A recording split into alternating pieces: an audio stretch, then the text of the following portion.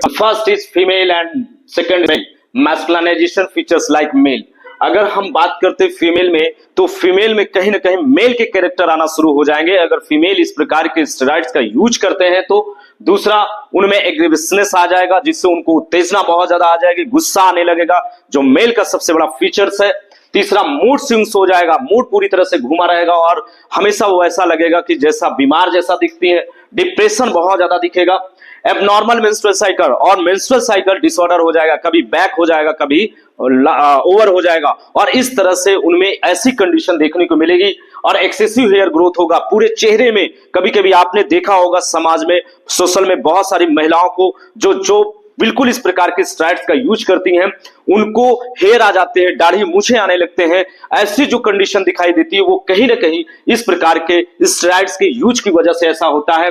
और साथ में इनलार्जमेंट ऑफ क्लाइटोरिस। और क्लाइटोरिस जो होता है, जो सेंसिटिव पार्ट है, जो फीमेल का एक सबसे सेंसिटिव पार्ट होता है, जहां से सेक्सुअल रिप्रोडक्शन के लिए हम पूरी तरह से तैयार करते हैं, ऐसी फीमेल्स को उनमें क्लाइटोरिस पूरी तरह से डेवलप हो जाता है और लार्ज हो जाता है, बहुत बड़ा होने लगता है। और डीपनिंग ऑफ वाइस, और वाइस जो होती है वो पूरी तरह से डीप हो जाती है। और वही अगर हम मेल की बात करें तो मेल में एक्ने आने लगते हैं, पिंपल्स आने लगते हैं, दाने आते हैं चेहरों पर, और साथ में उनमें भी कहीं ना कहीं एग्रेसिवनेस बढ़ती है और उत्तेजना बढ़ती है और वो लड़ाई झगड़ा ज्यादा करने लगते हैं।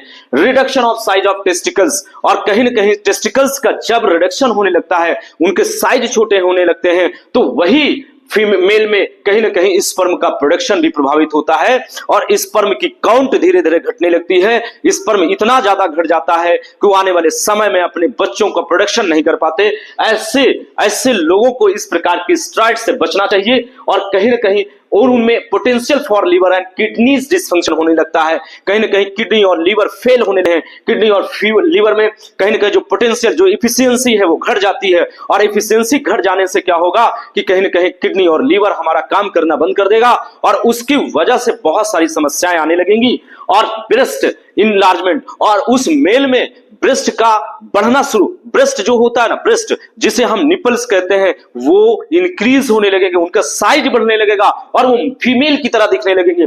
प्रीमेच्योर बाल्डनेस, और उनमें जल्दी से बुढ़ापा आने शुरू हो जाएगा, ये बाल झड़ जाएंगे और बाल वो टकला हो जाएंगे। टकला कहने का मतलब है उनके सर से बाल चले जाएंगे, ऐसी कंडीशन देखने को मिलते हैं। इनलार्जमेंट ऑफ प्रोस्टेट ग्लैंड्स, और प्रोस्टेट ग्लैंड्स का बढ़ोतरी हो जाएगी। जो प्रोस्टेट ग्लैंड्स हमारी एक मटर, ये कह सकते हैं थोड़ा सा उससे बड़ी होती है, उससे भी ज्यादा बड़ी हो जाएगी, और उससे प्रॉब्लम्स क्या होगी, सरफेस एरिया बढ़ जाएगा, तो उससे यूरिनरी ब्लैडर को ज्यादा से ज्यादा चीजें, यानी कहीं ना कहीं यूरिन जो पास आउट हो रहा है, उन सब के लिए बहुत समस्या हो जाएगी। और ये कहीं ना कहीं स्टेरॉइड्स का इफेक्ट्स है। इससे बचने के लिए हमको इन सारी चीजों को छोड़ना पड़ेगा और हमें कभी भी इस प्रकार के स्टेरॉइड्स का यूज नहीं करना है जो आज बहुत ज्यादा लोग यूज करते हैं। इसलिए मैं बार बार कहता हूं, हमें ज्यादा से जितनी भी ज्यादा हमारे बॉडी पे अगर पेन हो रहा है, दर्द हो रहा है, या कोई ऐसी समस्याएं हैं, तो कोशिश करें कि हमें उस दर्द को अगर जितना हम सह सकते हैं सहें, लेकिन हम don't take the pain killer.